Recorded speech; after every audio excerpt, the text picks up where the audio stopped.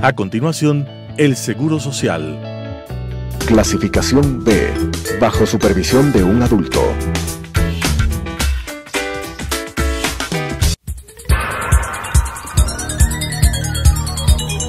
Las opiniones vertidas en este espacio por la producción y dirección del programa son de exclusiva responsabilidad de sus autores y de quienes intervienen en ellos.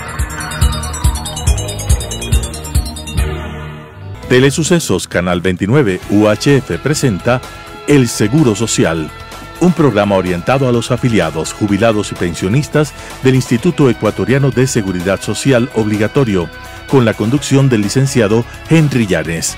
El Seguro Social. Saludos cordiales a la audiencia. Nos vamos a referir en este programa del Seguro Social al veto total del señor presidente de la República a la reforma de la Ley de Seguridad Social relacionada con el artículo 28, que tiene que ver con la conformación del Consejo Directivo del IES. La Asociación de Afiliados, Jubilados y Pensionistas del IES de Pichincha, comunicación firmada por el doctor Guido Montalvo, le solicitó al señor presidente de la República y al señor vicepresidente de la República que impulse un veto parcial a la reforma del artículo 28 de la Ley de la Seguridad Social que aprobó la Asamblea Nacional con fecha 29 de abril del año 2021. Esa comunicación fue firmada por el doctor Guido Montalvo Ramos como presidente de la Asociación de Afiliados, Jubilados y Pensionistas del IES de Pichincha, y en mi caso como vicepresidente de la Asociación de Afiliados, Jubilados y Pensionistas del IES de Pichincha. Es decir, los dos dirigentes de la organización que menciono. Y le pedimos al señor presidente de la República, como digo, que la objete parcialmente, no de manera total. Como ya habíamos explicado en programas anteriores, la Asamblea Nacional, desacatando la sentencia de la Corte Constitucional, la Asamblea que se fue, la Asamblea que la presidía el ingeniero César Litardo como presidente de la función legislativa, ellos ya no están en este nuevo periodo, ellos ya se fueron a su casa, porque muchos de ellos dejaron mucho que desear del mal manejo parlamentario, de la falta de observación de las disposiciones constitucionales y del procedimiento legal para aprobar una ley. La ley tiene que ser aprobada de manera seria, analizada, contrastada, verificada los datos, ¿no?, con consultas a especialistas, a efectos de no equivocarse en la estructuración de la ley. Pero ¿qué sucede con lo que la Asamblea hizo, la Asamblea que se fue? ¿Qué sucedió? De que desacataron la sentencia de la Corte Constitucional que disponía en la parte pertinente de la sentencia, la voy a mencionar. La Corte dispuso en sentencia aceptar la demanda de inconstitucionalidad de actos normativos con efectos generales. Ese dice el numeral 1 de la sentencia de la Corte Constitucional. Sentencia de la Corte Constitucional de fecha 22 de marzo del año 2016. Entonces, en el numeral 1 dispuso lo que acabo de leer. En el numeral 2, declarar la inconstitucionalidad diferida de los incisos segundo y tercero del artículo 28 de la Ley de Seguridad Social hasta que la Asamblea Nacional, en ejercicio de sus competencias, dicte la norma que atienda los derechos constitucionales de igualdad y participación. El tercer numeral de la sentencia dice lo siguiente: disponer que la Asamblea Nacional de manera urgente emita los actos normativos con efectos generales pertinentes para regular la integración del Consejo Directivo del IES, garantizando la participación e inclusión de todos los asegurados y empleadores. Y el numeral 4 dice: la Asamblea Nacional deberá informar periódicamente sobre el cumplimiento de esta sentencia a la Corte Constitucional del Ecuador, y firma Alfredo Ruiz Guzmán, presidente. Y cita a los demás miembros de la Corte Constitucional que aprobaron esta sentencia. La Asamblea que se fue del señor Litardo desacató esta sentencia, porque como acabo de leer, la Corte Constitucional dejó sin vigencia los incisos segundo y tercero del artículo 28 de la Ley de Seguridad Social. ¿Y qué dice el artículo 28 en los incisos segundo y tercero? Dice la integración, en la parte introductoria del artículo, dice: el Consejo Directivo estará integrado en forma tripartita y paritaria, con un representante de los asegurados, uno de los empleadores y uno de la función ejecutiva, quien lo presidirá. Cada uno de los miembros del Consejo Directivo tendrá un alterno que subrogará al titular en caso de ausencia temporal o definitiva. Y aquí viene la parte pertinente, lo que dejó sin vigencia la Corte Constitucional. Artículo 28, inciso segundo. El representante de los asegurados y su alterno serán designados conjuntamente por las centrales sindicales legalmente reconocidas. ¿Ya?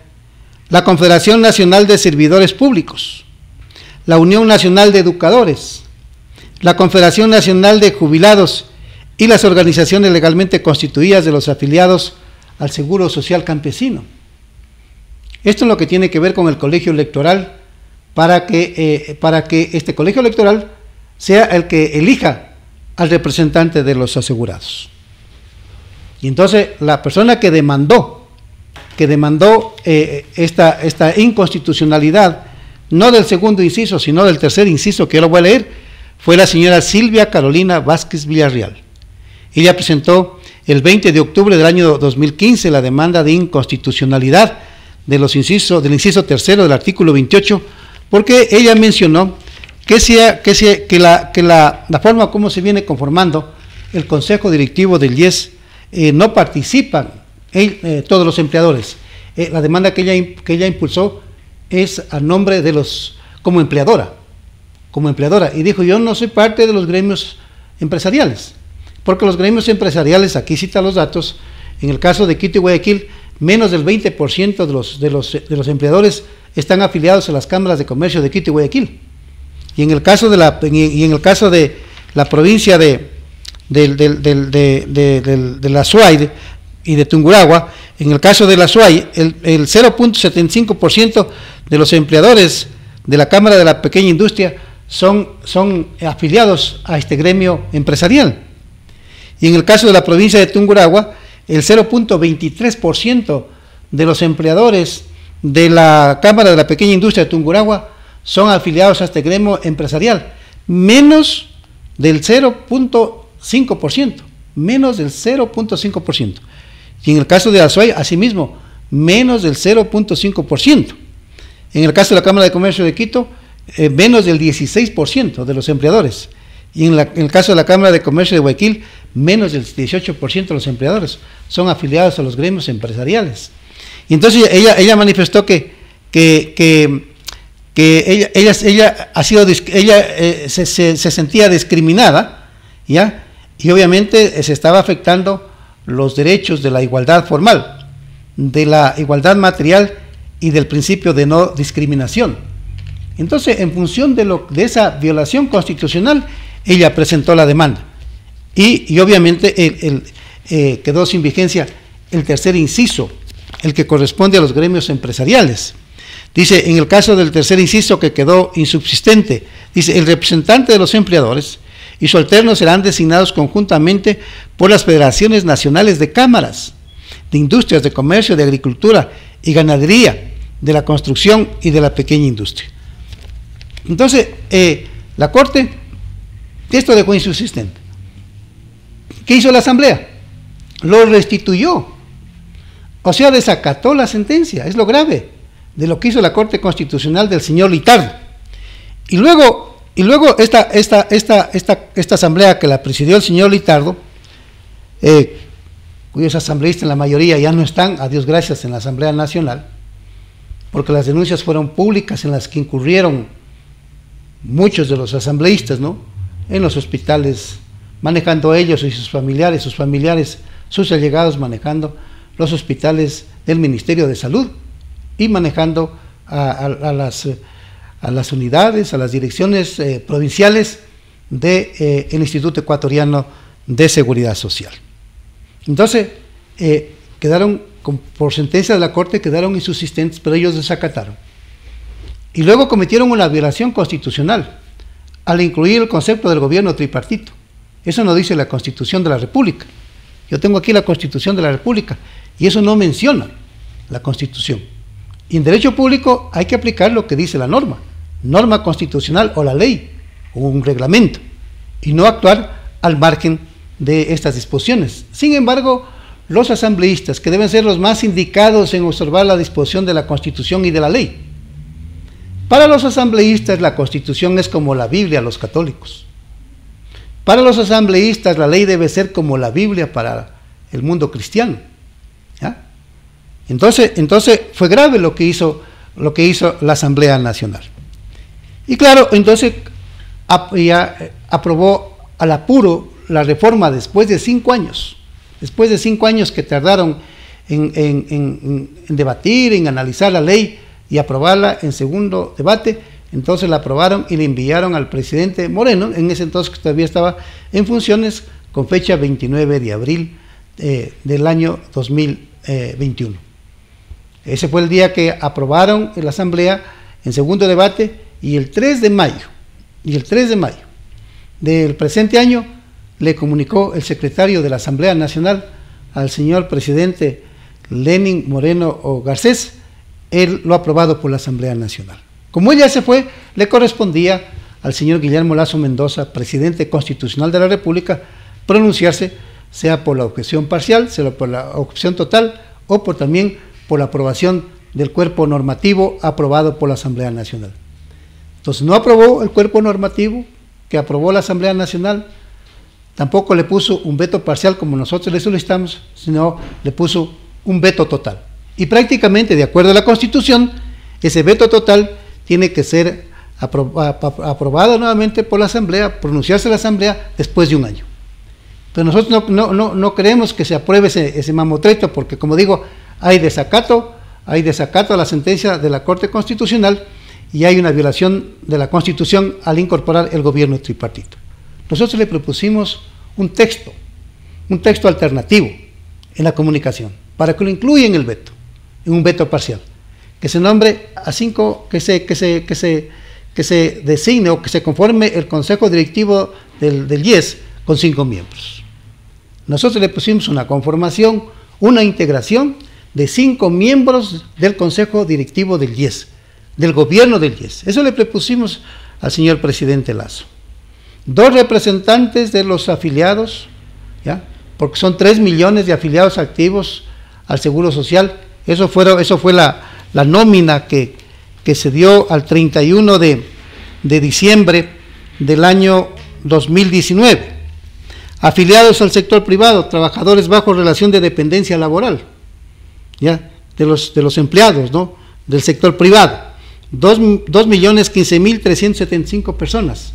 Este fue el número de afiliados bajo relación de dependencia laboral del sector privado: empleados de almacenes, empleados de farmacias, empleados de restaurantes, empleados de fábricas, empleados de industrias, de la agroindustria, de la agricultura, etcétera, etcétera, del sector eléctrico, del sector petrolero privado. Entonces, de los municipios y de los consejos provinciales, en el caso del sector público. En el caso del sector público, los afiliados eran al 31 de diciembre del año 2019, eran 645.823 personas. ¿Ya? Y afiliados voluntarios al Seguro Social Obligatorio eran 179.186 personas. Entonces, este número de esta nómina de afiliados se aproxima a los 3 millones de personas afiliadas al Seguro Social Obligatorio. Y ellos son los que sostienen las prestaciones del Seguro Social Obligatorio, incluido el pago de la pensión jubilar. Entonces, era correcto el planteamiento nuestro de que se elijan a 2, que elijan toda la comunidad de afiliados, como dice la sentencia de la Corte Constitucional, toda la comunidad de afiliados, o todos los afiliados bajo relación de dependencia laboral y afiliados voluntarios, sean los que elijan en votación directa a los 2 representantes de este sector. Es lo que le pedíamos al presidente Lasso, tanto los principales como los alternos, ¿ya? Pero el presidente Lasso no aceptó.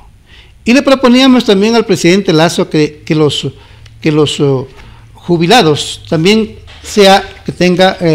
elijan, que tengan a un representante en el consejo directivo del IES, a un representante. ¿Por qué? Porque los jubilados al 31 de diciembre del año 2019 fueron 520.265 personas. Y pensionistas del seguro riesgos del trabajo fueron 13.979. Esto daba una nómina total de 534.000 personas, jubilados y pensionistas. Y le decíamos que de este sector haya en el consejo directivo del IES un representante, un principal y un alterno. ¿Ya? ¿Por qué razón? Porque ellos fueron, estos 534.000, fueron los que en cambio, cuando fueron trabajadores activos, cuando fueron afiliados activos, fueron los que sostuvieron las prestaciones del IES, incluido el pago de la pensión jubilar, de los años 80, de los años 90 y de la primera década del presente siglo. Entonces, en función de los hechos, en función de la realidad concreta, nosotros le pedíamos al presidente Lasso que objete parcialmente el proyecto y acepte el texto propuesto por nosotros.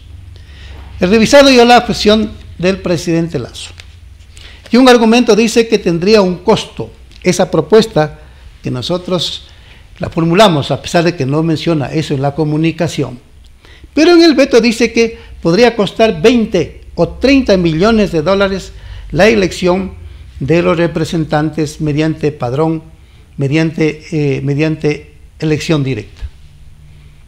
Y nosotros creemos que esa cifra, ninguna de esas dos cifras sería, es mucho menos, pero supongamos que sea 30 millones de dólares el costo que tendría la elección de los representantes de los afiliados. ¿Ya? Si dividimos esos 30 millones de dólares para los 3.500.000 afiliados, y que pueden ser más en la medida que se vayan afiliando al Seguro Social obligatorio en el transcurso de los años, más trabajadores, bueno, el costo para cada uno es menos de 10 dólares. Menos de 10 dólares. Y si fuera 20 millones, el costo por persona fuera menos de 8 dólares. Y nosotros creemos que eso no tendría una mayor afectación a los aportes de los afiliados o a las pensiones que ganan, que reciben los jubilados, porque además es un evento cada 4 años.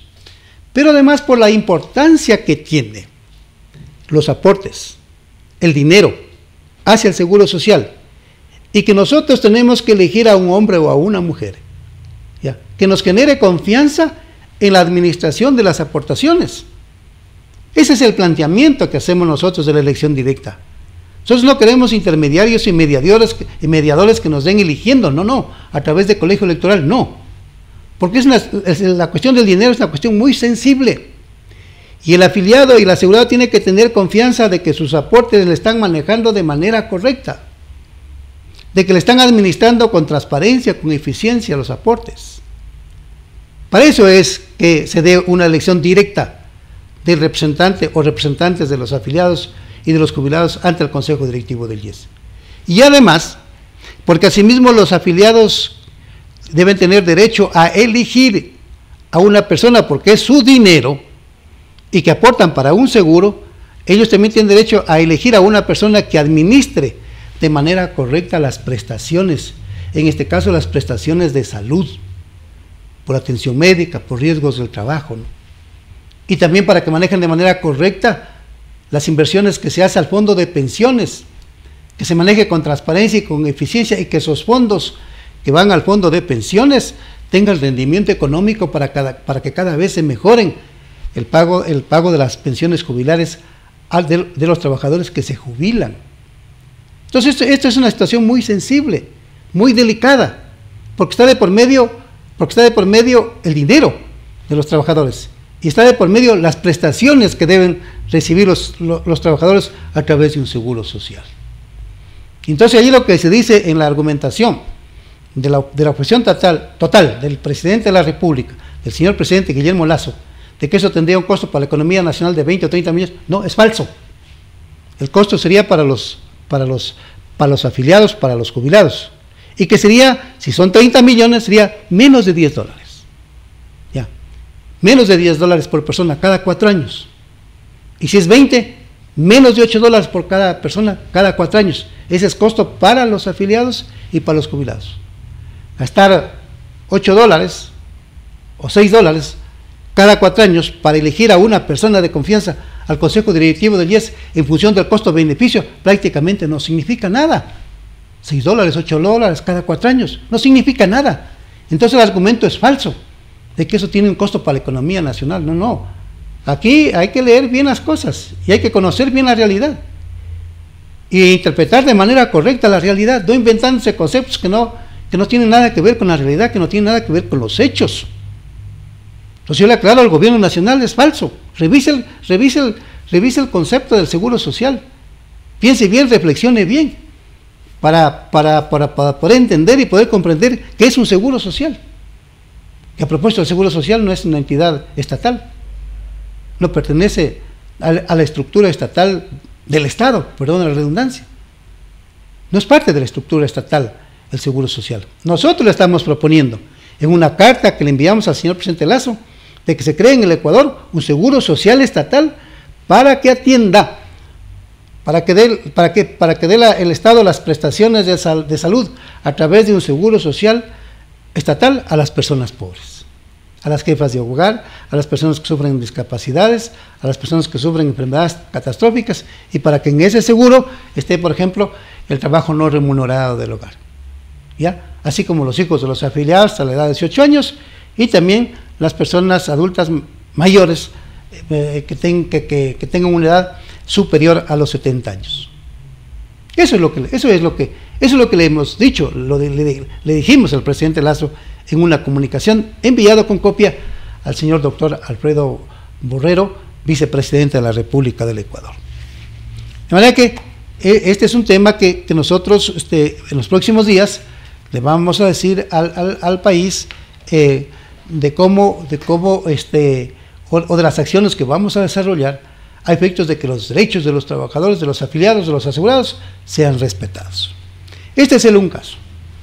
El segundo caso tiene que ver con la designación del delegado del presidente de la República ante el Consejo Directivo del IES. En las últimas horas se viene diciendo que la persona que sería designada por el señor presidente de la República para ser presidente del Consejo Directivo del IES sería el ingeniero Jorge Madera. El ingeniero Jorge Madera es mi amigo, es un amigo personal, ha sido entrevistado en este canal de mi parte, pero en este tema hay que actuar ceñido a la ley. Hay que actuar ceñido a lo que dice la Constitución de la República y también a lo que dispone la Ley de Seguridad Social. La Constitución de la República, en el artículo 372, menciona lo siguiente: los fondos y reservas del Seguro Universal Obligatorio serán propios y distintos de los del fisco y servirán para cumplir de forma adecuada los fines de su creación y sus funciones. Ninguna institución del Estado podrá intervenir o disponer de los fondos y reservas ni menoscabar su patrimonio.